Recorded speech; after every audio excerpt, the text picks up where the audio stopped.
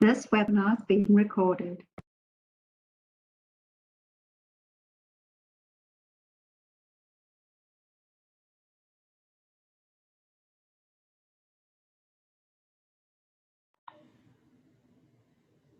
Mimi, we can't hear you. I knew that would happen. Okay, let's try that again. Hi, everyone. Welcome to our Meal Talk webinar on taste test events. My name is Mimi Wu, and I am with Child Nutrition Programs at the U.S. Department of Agriculture's Food and Nutrition Service. My co-presenters and I are so excited to have all of you with us today. Before we begin, let's go over some housekeeping tips. So I want to make sure everyone can hear us, especially after I've taken myself off of mute.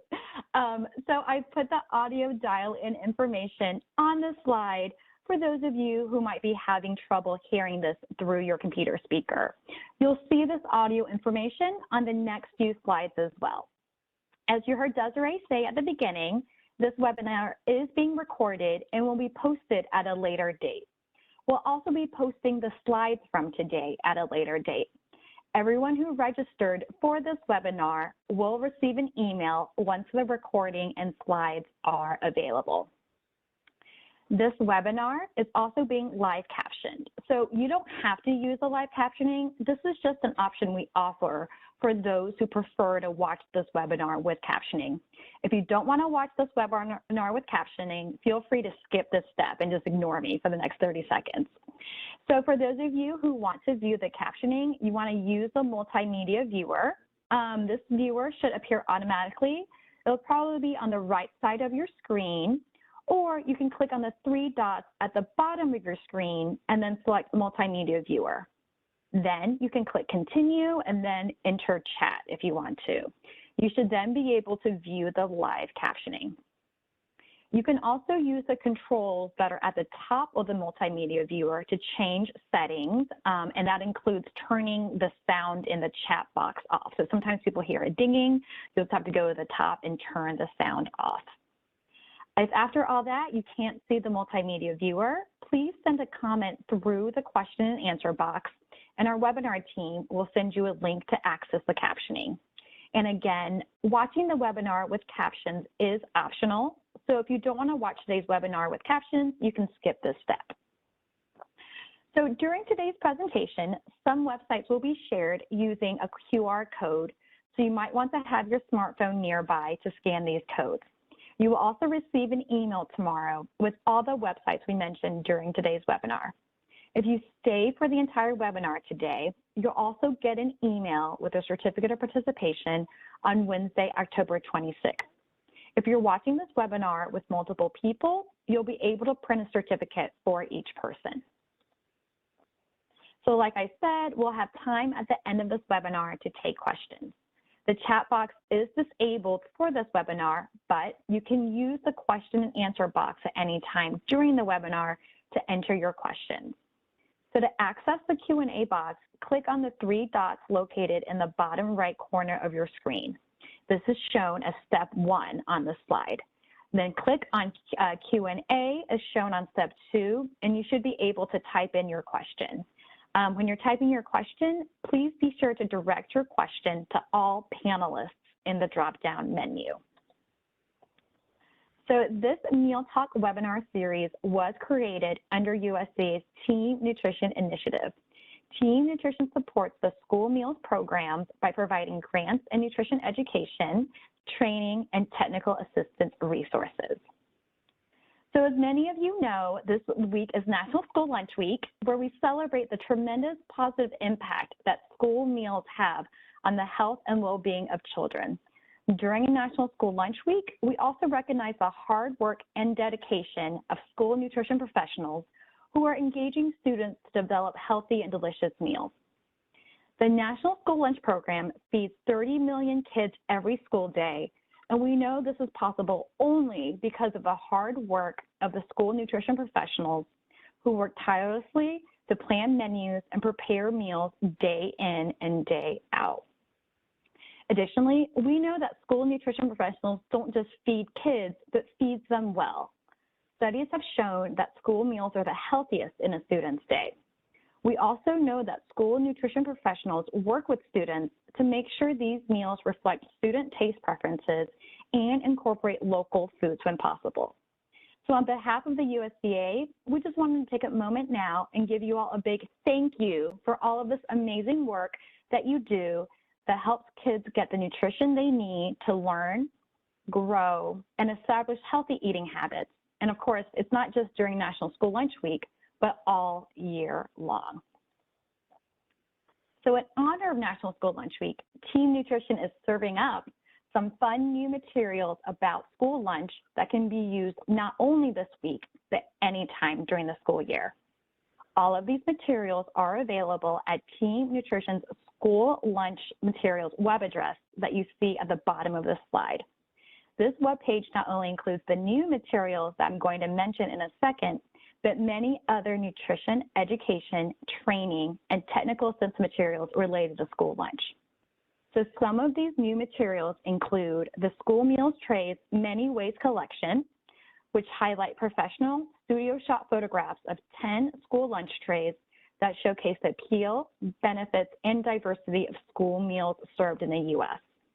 All meals photographed were offered to high school students in school year 21-22 and meet the transitional standards for milk, whole grains, and sodium for school year 22-23. Team Nutrition also released new materials for taste test events, which I'll talk about more in just a bit. Later this week, Team Nutrition will be sending out a newsletter that highlights the great work that Team Nutrition training grant recipients in California, Georgia, Pennsylvania, and Washington State have done in creating new standardized meal recipes for items such as curry fournier bowls, citrus ginger noodle salad, cauliflower Alfredo, and more. These recipes were taste tested by students and received at least an 85% approval rating, so you know they're good. These recipes will be posted on the Institute for Child Nutrition's Child Nutrition Recipe Box once they are finalized so that anyone can download them and use them. We also released new recipes for school meals developed by some of our other grantees, including Purple Pirate Potatoes from Montana, Gourmet Crispitos from Iowa, and Harvest Spinach and Apple Chicken Salad from Virginia. Those recipes are now available from the Child Nutrition Recipe Box. So now we would love to hear from you all on how you're celebrating National School Lunch Week. You can click on the poll that should have popped up on your screen and then click Submit next to your choice or choices. Feel free to select all of the choices that apply. So for those of you celebrating National School Lunch Week, are you A, decorating the cafeteria and other places around the school? Are you B, preparing any special meals or items? Are you C, dressing up or asking the students to dress up? Are you D, holding a special event or theme day? And are you E, doing something that's not mentioned here? I'm sure there's tons of stuff that I did not list here. So go ahead and take a second, fill out your polls, and don't forget to click Submit. Those of you who've been with me on prior webinars know that I always forget to click Submit. So I always like to remind you all of that. Okay, I'll give you all a few more seconds here now to fill out the poll, and then we'll take a look at the responses. 3, 2, and 1. Let's see what our poll says. Oh, wonderful, wonderful. Thank you all for your responses. Looks like we have a lot of cool stuff going on. Lots of you are decorating the cafeteria, doing special meals, some special events and things like that. Well, so that's just wonderful, very cool. And also thank you all for taking the time out of a really busy week to join us for our webinar today.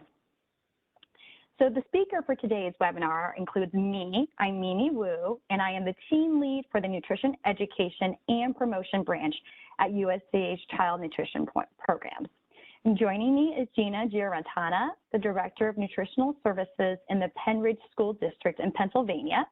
And then we have Chef Rafael Juarez, who is the Director of Food and Nutrition Services for the Kern County Superintendent of Schools in California. So Gina and Raphael will be showcasing their experiences with hosting taste testing events at schools in their districts.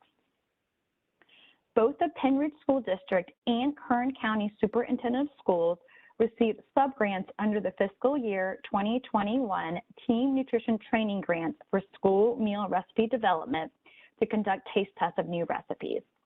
Other schools may use money from school food service accounts to fund taste test events, or they may use funding from other grant opportunities. So because today's webinar is all about taste tests, we would love to hear what's going on at your school or new school district. So let me know in the poll, do you all hold taste test events at your school district? Select A, yes, if you have held or plan to hold at least one taste test event this year at your school district. Or select B, if nope, you have not yet held taste test events at your school or school district.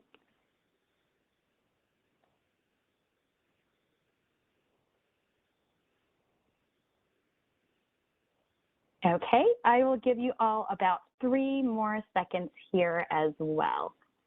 3, 2, and 1. Let's see.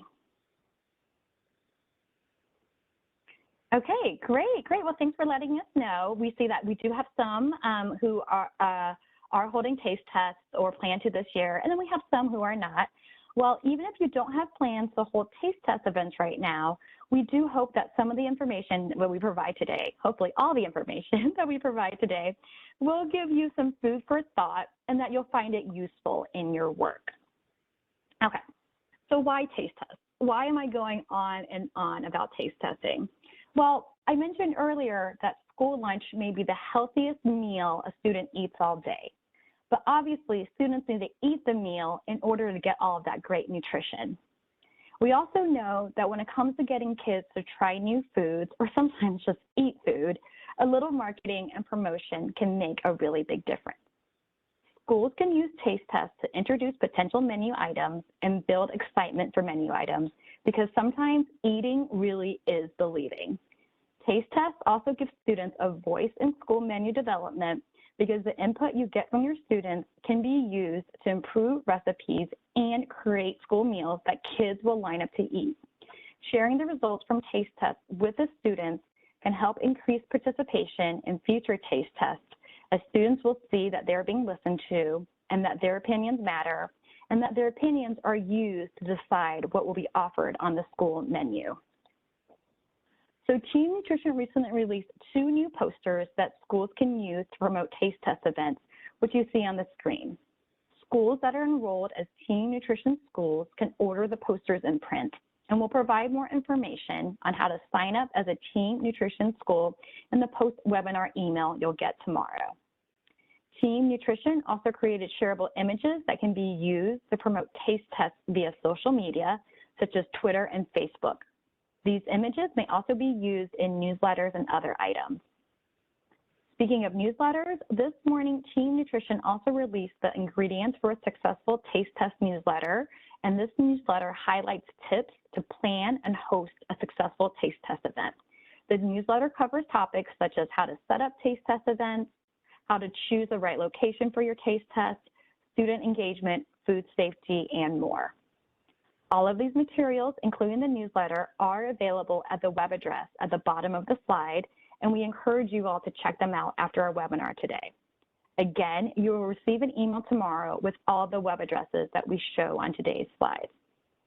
Finally, just one last reminder that we'll take some questions at the end of today's presentation, so feel free to type your questions for me, Gina, or Raphael in the Q&A box at any time, and we'll answer as many as we can at the end.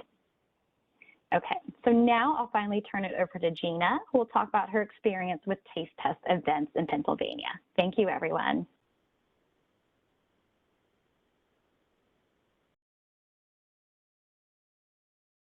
Thank you, Mimi. Hello, everyone. My name is Gina Giratena, and I'm the Director of Nutritional Services at the Pennridge School District in Perkasie, Pennsylvania, which is about an hour north of Philadelphia. I'm going to tell you today about our successful taste testing events and give you some tips for implementing them in your school district. First, let me give you some background information. The Pennridge School District was awarded a grant from the Pennsylvania Harvest of the Month program to create a standardized recipe using vegetables that are local to Pennsylvania. The vegetables that we worked with on the recipe grant were cabbage and squash. We focused mainly on our middle school students, but we did incorporate all grade levels from kindergarten through 12th grade at a taste testing event over the summer. One of the main requirements of the recipe grant was to do taste testing of the recipes with students. We had some success with this, so I'd like to share my processes with you today, and hopefully you can take away some ideas that you can implement into your schools. In my experience so far with taste testing, I believe that there are 4 keys to successful events. The first key to success, and possibly the most important one for us, is planning of the taste test event in advance. Be sure to discuss your plans with your school's principal and administration first. It's very important to make sure that you have their support of your idea. For the first round of taste testing, we decided on one grade level to focus on, which was 6th grade. We partnered with our family and consumer science teacher at one of our middle schools. And since we were working with just small levels of classes, which had about 20 to 25 kids in them, it was easy for us to identify any students who had any allergies. We emailed the parents of the kids in the FCS class so that they were aware of the taste testing that we were going to do, and they could opt out if they didn't want their student to participate. The taste testing occurred during the actual family and consumer science class period, and the kids loved this because they thought it was a field trip that they got to go on to the cafeteria, because they were getting to go there not during the actual lunch period, and it was during their school day. We eventually increased the amount of students that we had in our taste testing projects, but the small group was a great way to get started. The second key to success is presentation. Since we all eat with our eyes, presentation during your taste test event is very important. The first recipe that we taste tested was called the Napa Street Corn Shaker Salad. We had a display of the whole vegetables that were used in the salad recipe, and that picture is on the left-hand side of your screen. And then we also showed the students a full portion size of what the salad entree would look like, so that they could see what we would offer if that product was on the menu for lunch that day. And then we also listed the ingredients of the actual salad. We told the students about the recipe and its ingredients and showed them how to shake the salad. And then the students were given sample cups to taste. The middle school students had to fill out a specific taste test form for their family and consumer science class, and that rated the smell, appearance, taste, and texture of the item that they sampled. And that leads me to the third key to success, which is the collection of feedback. We made simple buckets to collect the sample cups that provided instant feedback for us. The bins were labeled, "I liked it," "I loved it," and "not for me," with corresponding face emojis. Talking to the students during the sampling was also critical. We went around to the tables and chatted with the students about their thoughts on the flavors of the products. This was helpful in tweaking some parts of the recipe. For example, we got some feedback that the dressing was a little bit too spicy, so we backed off the amount of hot sauce that we used in the recipe when we tried it again. When we conducted a large taste test event, we used a more formalized feedback form using a Google survey. We incentivized this by doing a drawing for 3 $10 Amazon gift cards, and to be eligible to win, the students had to fill out the Google survey within 24 hours of the taste testing event. In addition to the sample cups and bins and the Google survey, we also had paper forms for feedback as well. The picture on the left was mainly used for our elementary students who had to circle or color in the corresponding face emoji to their answer. And the picture on the right was the form that I referenced earlier for the middle school family and consumer science students. They had to actually write in words in the feedback form. And because we did the taste testing during a class period, the teacher created this form as part of her lesson plan for the taste testing day. These are just some suggestions, but you could create any kind of form that would work for your age group. After you receive all of your student feedback, use it to make changes to the items that you eventually want your students to love and purchase in the cafeteria. So I talked about the first vegetable we used, which was cabbage, and the second vegetable we worked with was squash. So for this recipe, we had originally called it squashed tots, which is the picture on the left-hand side. And the main ingredient of that recipe was spaghetti squash. The students didn't give this recipe the best feedback, so we went back to the kitchen and reworked the ingredients.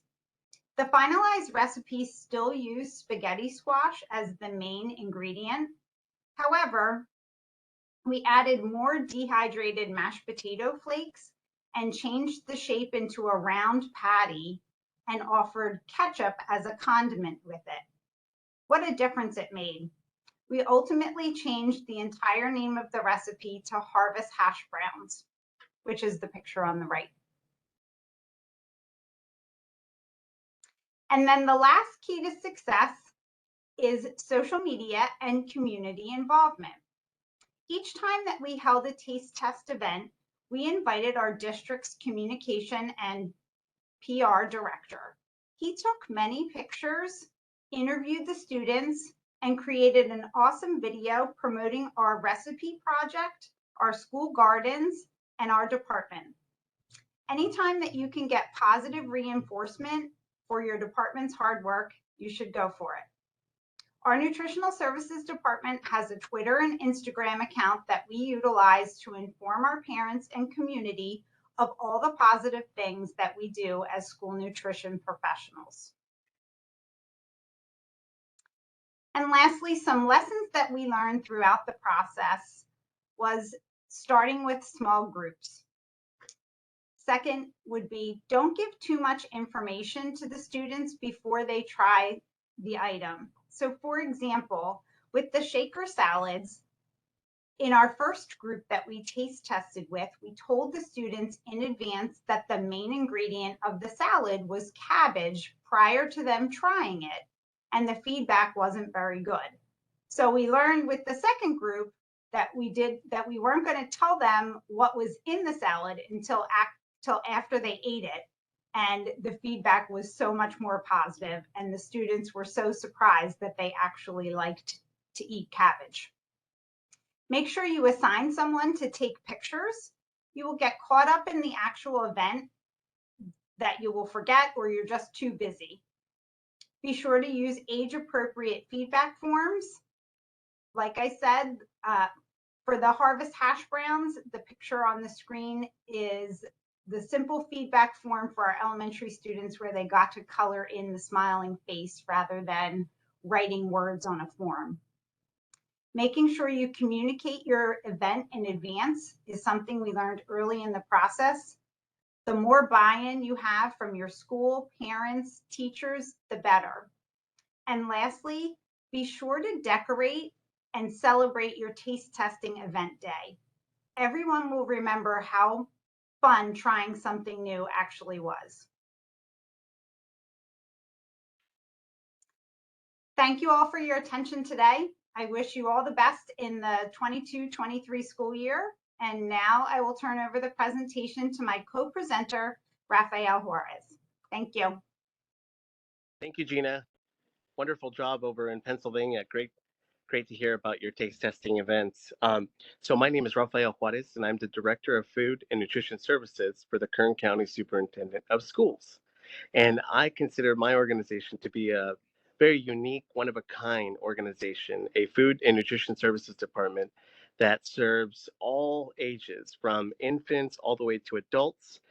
We have child care centers, we have alternative education sites, special education sites, charter schools, and in addition to that, we have some organizations that we partner with via vending agreements. And so we have some that are adults. So that's why I consider our organization a very unique organization. And um, I can tell you that I have had success in doing taste testing events, which in order to make it a successful taste testing event, I always um, say that we have to do some cooking demos at the same time and engage our students or our participants so that it's a successful taste testing event. And I have done that with our child care centers as well as our charter schools and all age groups in between. So now I'd love to share with you all some important things to think about when planning a taste testing event. So first is identifying a taste testing team. What is an appropriate recipe? What will you need to cook it on site? How can you engage students or participants? What can you do to make it fun?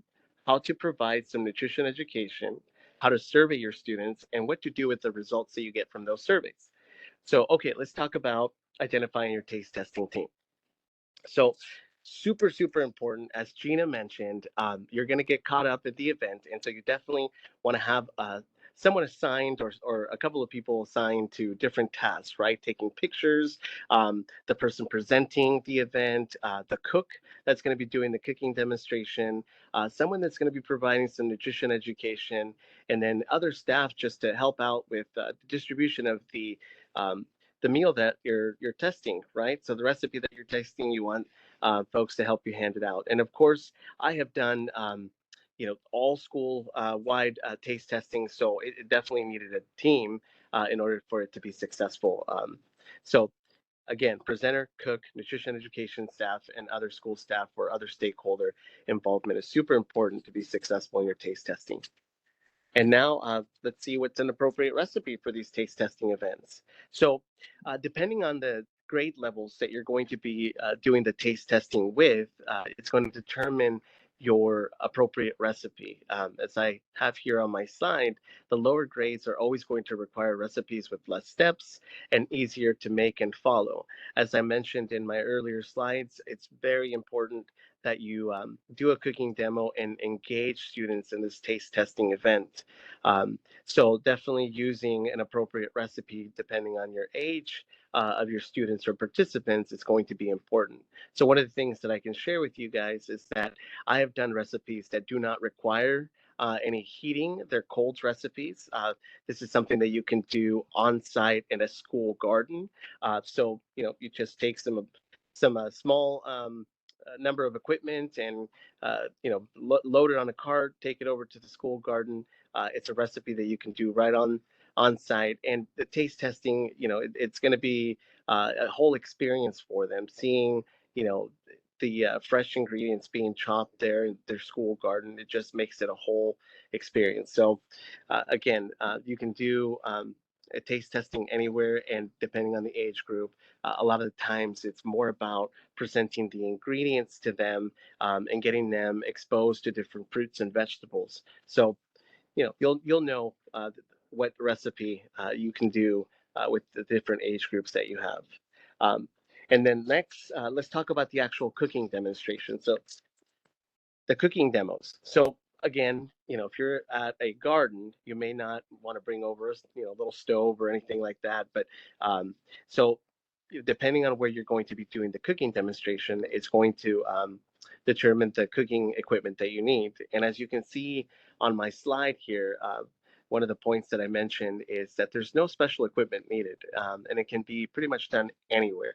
As you can see, I have a cart there that I took over to one of the schools, and I opened up a 6-foot table, and I brought out a little butane stove to do a little demonstration on, and um, I had already brought over the recipe that I was making that I was making so the students could try.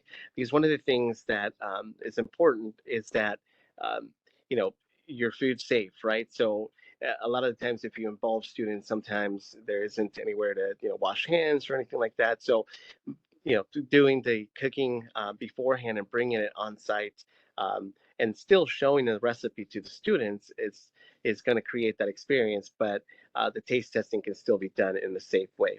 And so again, cooking demos just makes it very impactful for the students. The taste testing becomes an experience, and again, no special equipment needed. And now let's talk about how you can engage your students. So student engagement. So engaging your students, again, depending on the recipe that you have, is how you're going to have your students jump in.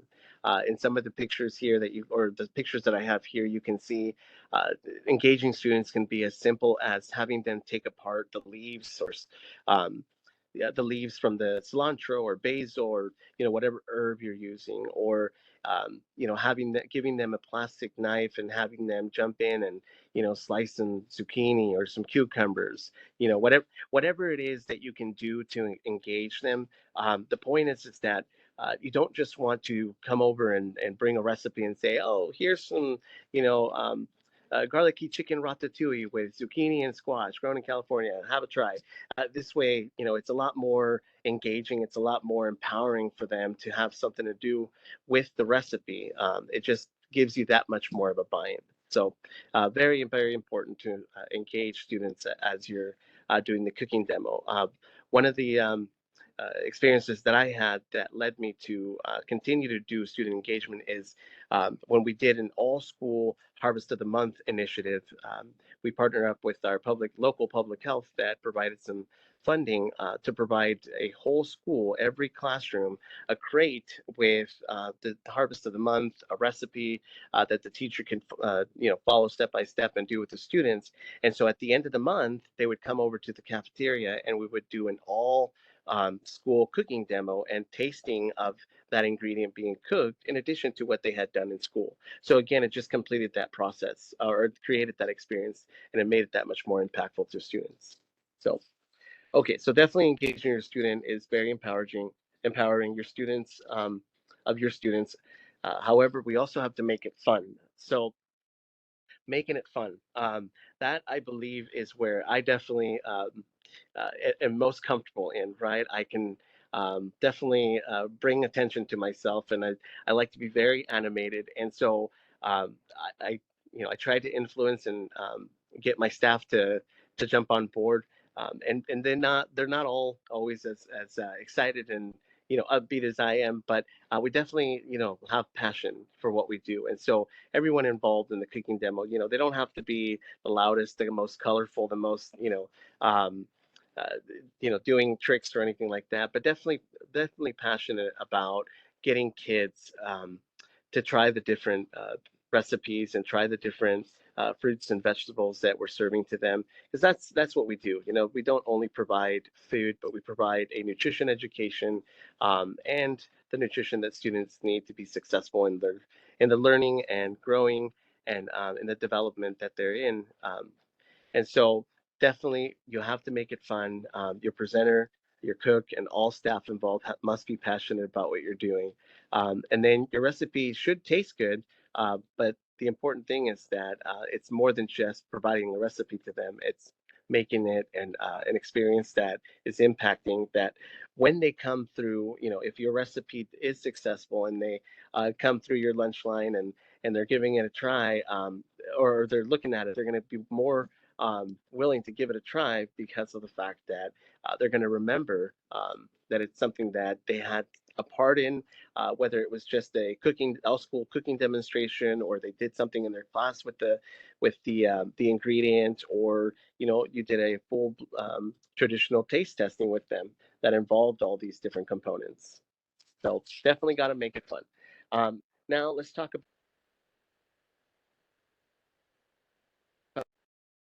As I mentioned to you, your taste testing team should have a presenter, a cook, um, nutrition education staff, and anybody else willing to help, right? So, nutrition education. So, not only are we providing healthy meals, we're getting them to give us some feedback and having them taste the recipes that we're making, but we also have to provide some nutrition education. And so, one of the things that I can share with you guys that has been my experience is that you want to keep it simple. You want to keep it simple, and you want to invite anyone willing to help you out, just to share a short script with the students on why it is that zucchini is healthy for them, why it is that spinach and the iron that spinach can provide their bodies is important to them. Just something super simple, and so. I share with you here on this slide 3 of my favorite websites that I go to every time that I'm going to do a taste testing event or a cooking demonstration. And I grab just some information from it. I've already mentioned the Harvest of the Month. The Harvest of the Month is one of my favorites. It has a lot of colorful uh, flyers and documents that you can print out and provide to the kids. You can involve parents by sending it home with them. And then I also have here the California Project Lean. And then the other one is the USDA's My Plate website, which again, all 3 of them have some wonderful. In fact, you can add a 4th or 5th component to your cooking demo and taste testing event. You can do a nutrition activity with them. A lot of these have some printable documents that you can provide your participants or students while they're cooking. They can, follow along with an activity. And it just, again, it has to be, for me at least, and my experience, it has to be an experience beyond just a taste testing event. And I'll share with you guys later on in my presentation here why it has to be more than an experience. So now let me share with you some surveys. So as I mentioned to you all, I have different age groups that I serve. I have children as young as infants and all the way uh, older as high school students. And so depending on the age group that you're going to be surveying and doing the taste testing with, is going to determine the type of survey that they're gonna use, right? Or perhaps maybe depending on even if they're older students and they can do a more sophisticated survey like Google Forms, perhaps maybe they don't have the Chromebooks, or they don't have access to that type of technology, right? And so um, here's what we've done. We've done Google Forms for the older grade levels, or those that have access to their Chromebooks. In one of the taste testing events that we did at one of our schools, our principal actually, as Gina mentioned, you got to get them on board. Our principal actually sent out the link via QR form for students to log in with their Chromebooks, and then we also had it posted on our easel and display board, a QR code that students use with their phone. So principal got on board, emailed the students to their school email the link to do the Google Form survey. We got a lot of responses. And then during the event, we had the QR form that students that had access to a phone, older students, were taking pictures and doing the survey right then and there when they were trying the food, which was super meaningful for us because it was going to be immediate feedback. And so really good. We're getting a question on the Q&A, and yes, I can provide that sample of the Google form. And so ask questions. Let's see. In your Google Forms, super important. And what's great about the Google Forms is that you can have. I mean, you don't want to. inundate people with with questions, but you do want to get some questions that are going to help you improve the recipe if the recipe does need improving. So you can ask questions and provide the opportunity for the participants to make suggestions on that recipe. So questions like, texture, seasoning, would you like a different type of protein? Would you like to make it vegetarian, or anything like that, right? And those are the kind of questions that we asked in our form. For those students and groups of students that are too young, or perhaps don't have access to the Chromebooks or the phones to do the QR survey, we did the simple, just a half sheet with the little emojis or faces that either showed that they liked it, didn't like it, or didn't know. And so those work really good. And unfortunately, those are not always, we can't get as much feedback from them because, as you know, our students are not going to take, not all students, some may, are going to take the time to actually handwrite in any comments, because as you can see, we did have some space for them to write in the comments, but we didn't get very many on those. We either got I like, I don't know, or not didn't like. So surveys, again, you can get super elaborate with your Google Form survey, or just to capture some quick, acceptability percentage. You can do the half sheets with the emojis on them. And then what do you do with your surveys and the results, right? So taste testing events are all about getting students input on whether they like a recipe or not, right? Or not, actually. So I will share with you that, yes, so the results are going to help you improve your recipe, and results are going to perhaps sway you to go towards chicken versus beef on a recipe, right? Again, being very inquisitive with the Google Form survey. However, there's times where, and as we saw from the poll, that not all of us are doing taste testing events, but we are trying some different recipes. I believe in that wholeheartedly. And if you want to try a recipe, don't have the time to coordinate with your principals and other staff and get a cook and do a cooking demo. Sometimes you just you just take a stab at a recipe and you go with it and you put it on the menu, and you're just crossing your fingers that students are going to be receptive of it, right? So in my slide here, I say alternatively, try the recipe on the menu. And if acceptability was low, then you can conduct a cooking demo and taste testing event to get feedback. And perhaps maybe the recipe is good, but it just needed a little bit marketing or promoting, because as we all know, we are dealing with children that are, getting all sorts of different promotional material that is not food material that is not good for them, and so we're working against that type of stuff. And so sometimes I think the cooking demos and taste testings can also be done after the fact to help improve a recipe's acceptability. And so again, super important to have results and student input to improve a recipe, and then also to perhaps maybe get students to buy in by doing this type of experience and event at their school. So that's all I have for you folks. I hope you enjoyed the presentation, and happy National School Lunch Week for everyone.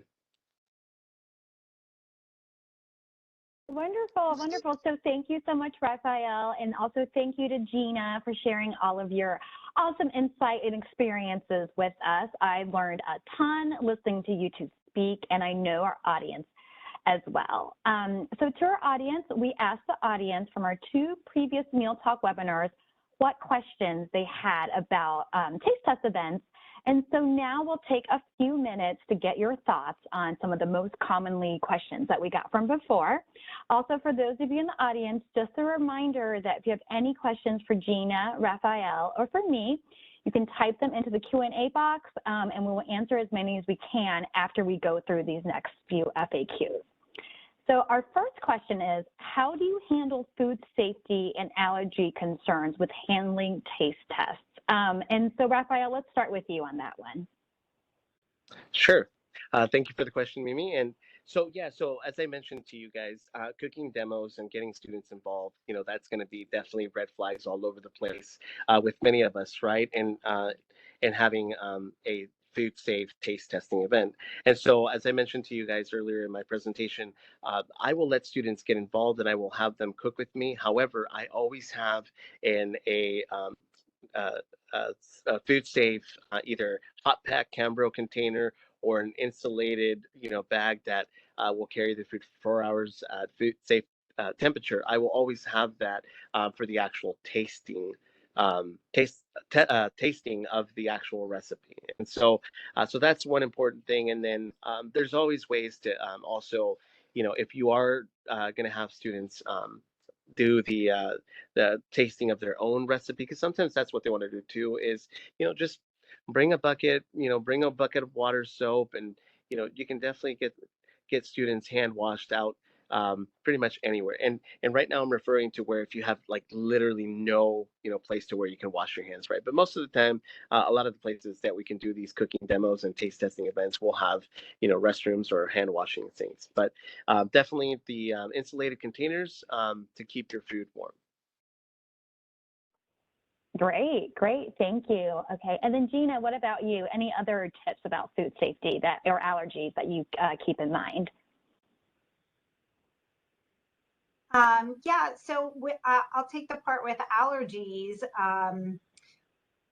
One of the things that I have made sure to do is, as I said, we started with small groups. So we knew exactly which students were going to be involved in the taste testing. So we were able to check with the school nurses and the teachers to see if these students that we were working with had any specific food allergies. And I think I just saw something pop up in the chat too, just being mindful of what kinds of things you're taste testing with your students and staying away from some of the big allergens that we have a lot of kids that are allergic to, peanuts and eggs and dairy, things like that. Great, great. All wonderful, all good tips, all wonderful points. Okay, so we'll move to the next one. So our second question is, how do you involve parents and others in the school community in taste tests? So Gina, I know you mentioned having your comms and PR director from the district come and create social media and videos as a way to, get the word out with the parents. What could an individual school do to promote engagement and awareness with your community? So some of the other things that you could do on a school level would be to put something in your school's newsletter, informing parents of, your taste testing event or your new recipe that you're going to try. You could have your school principal send an email blast out to the parents again, so that they know what's going on.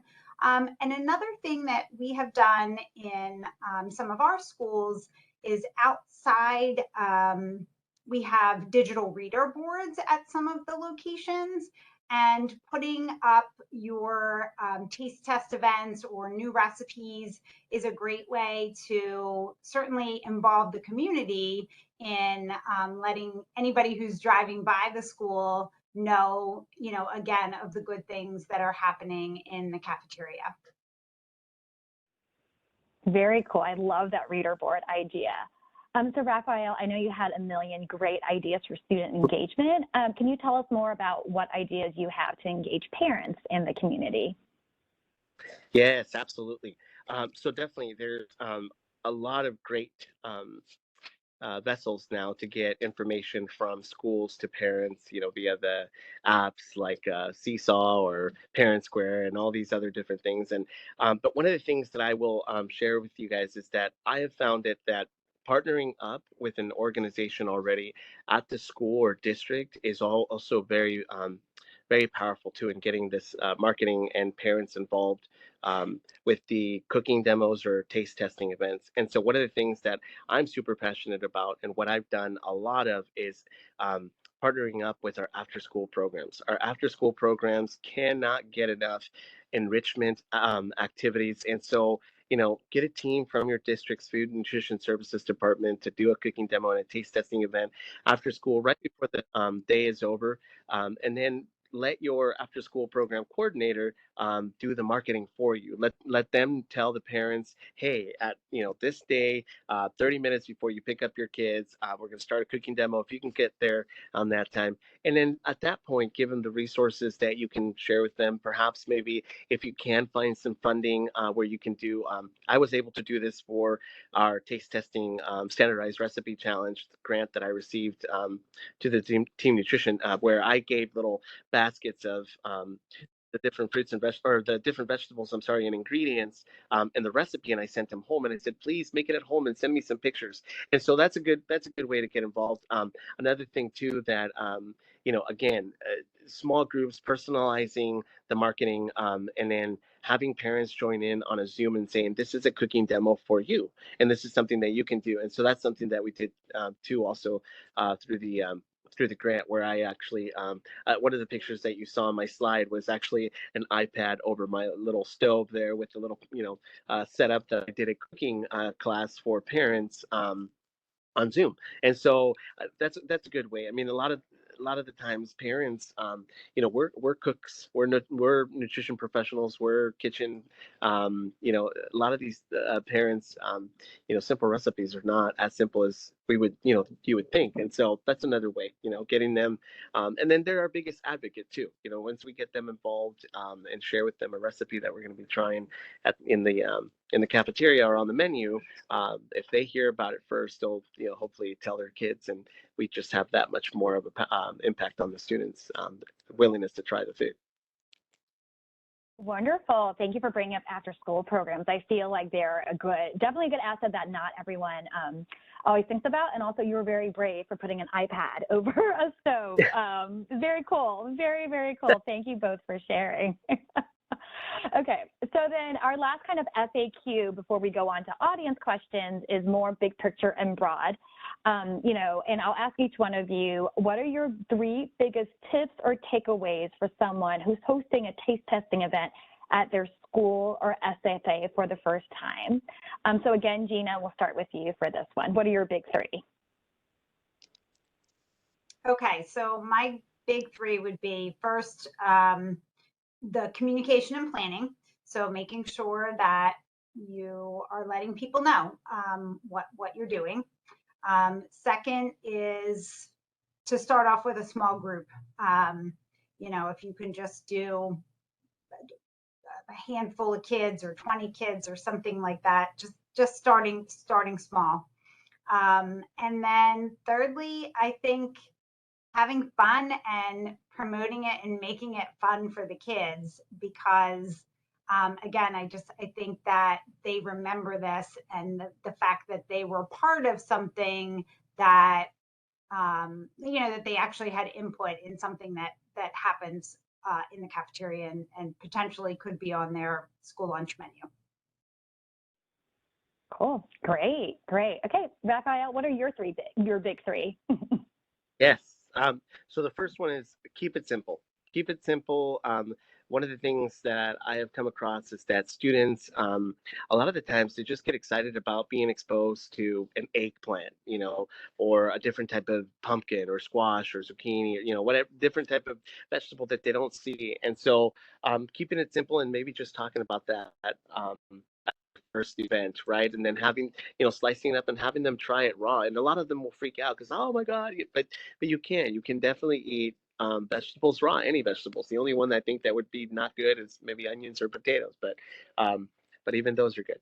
So, and then the second thing is collaborate, right? So collaborate, get as many as people involved as possible. And then it's a big undertaking, or can be kind of intimidating to do a taste testing event at an all school event, or even with a smaller group. And so a lot of the times, or my suggestion to you all is that you collaborate and ask already an organization that's doing some sort of nutrition initiative or physical activity initiative to bring you in, and then you be a portion of their their presentation or their activity rather than having to create this massive activity yourself, right?